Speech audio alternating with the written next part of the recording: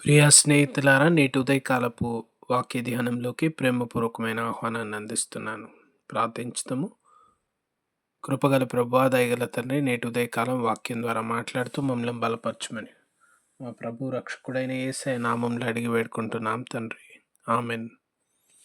ప్రియమైన వారలారా, నేటి ఉదయకాలము 146వ కీర్తనని ధ్యానపూర్వకంగా చూస్తూ ఉన్నాం.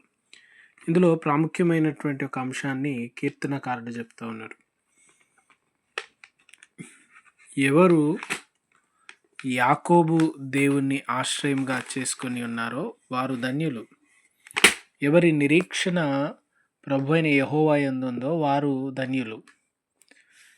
ఎందుకు ఈ మాట చెప్తా ఉన్నాడంటే కీర్తనకారుడు దీనికి ముందు మాటలో ఏమని అంటారంటే, రాజులను అధికారులను యందు నమ్మిక ఉంచుట వ్యర్థం. ఎందుకంటే వారు శరీరులు, వారి ఊపిరి ఆగిపోయిన తరువాత వారి పనులు అక్కడికే నిలిచిపోతాయి. దేవుని వాక్యంలో అనేక రాజ్యాలు, చక్రవర్తులు వారి బలం గురించి రాస్తారు. దర్శనాలు కూడా చూపిస్తారు. దానియేలు గ్రంథంలో మనం చూస్తాం. బంగారం లాంటి రాజ్యం, వెండి లాంటి రాజ్యం, ఇనుము లాంటి రాజ్యం, రాయి లాంటి రాజ్యం, వాటి ప్రభావం, వాటి గొప్పదనం, వాటి శక్తి, కానీ అవన్నీ ఒకరోజు చెదిరిపోతాయి. అవన్నీ ఒకరోజు కనుమరుగైపోతాయి. ఒక రాజ్యం ఇంకొకటి వచ్చేసరికి పతనమైపోతుంది. అది ఎంత విలువగలదైనా, ఎంత గొప్పదైనా, ఎంత శక్తివంతమైనదైనా అది ఒక దినాన లయమైపోతుంది. అది ఒక దినాన కనబడకుండా పోతుంది. భూమి మీద ఉన్న నరులమైనటువంటి మనందరం కూడా అంతే. ఒకవేళ శక్తివంతులంగా ఉన్నా, బలవంతులంగా ఉన్నా, జ్ఞానవంతులుగా ఉన్నా, గొప్పగా ఉన్నా, ధనికంగా ఉన్నా, బీదగా ఉన్నా, నరులంతా దేవుని దృష్టిలో ఒకరోజు ముగిసిపోయేటువంటి వారు. ఇంకా తేలిగ్గా చెప్పాలంటే భూమి మీద మానవ జీవితమే చాలా స్వల్పమైనది, తాత్కాలికమైనది. కనుక ఈ తాత్కాలికము, స్వల్పమైనటువంటి నరులలో నిరీక్షణ, నమ్మిక ఉంచితే, ఆశ్రయం కోరితే మీకు మేలు కాదు. ఎందుకంటే మనము నమ్మినటువంటి వారు మారిపోయే వ్యక్తులు, లేదా వారి జీవిత యాత్ర ఒకరోజు ముగించుకునేటువంటి వారు. కనుక వారిలో గాక నిత్యము ఉండే దేవునిలో నీ నమ్మిక ఉంచుకో. ఇది మొదటి విషయం.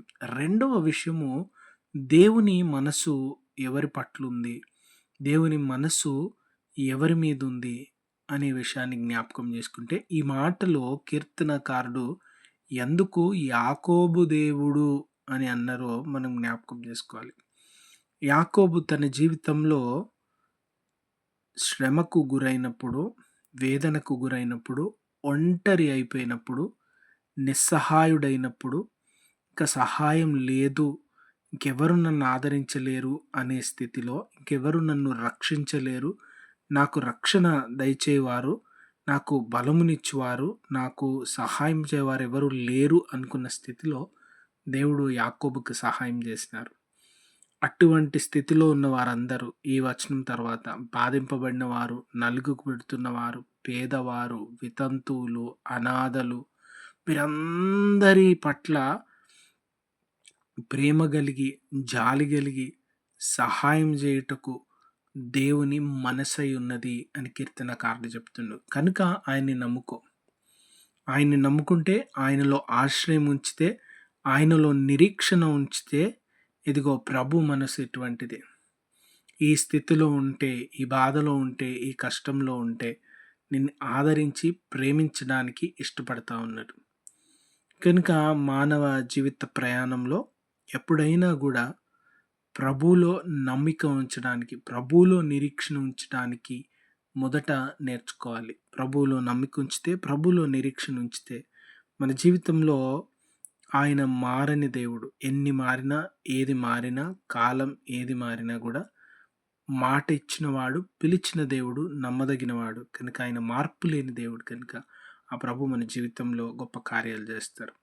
ప్రార్థించుదాం. కృపగల ప్రభా, దయగల తండ్రి, వాక్యం ద్వారా మాట్లాడుతున్నందుకు వందనాలు. వాక్యమైన ప్రతి వారిని దీవించమని యేసుపేట ప్రార్థిస్తున్నాం. Amen. God bless you all. దేవుడు మిమ్మల్ని దీవించును గాక. ఆమెన్.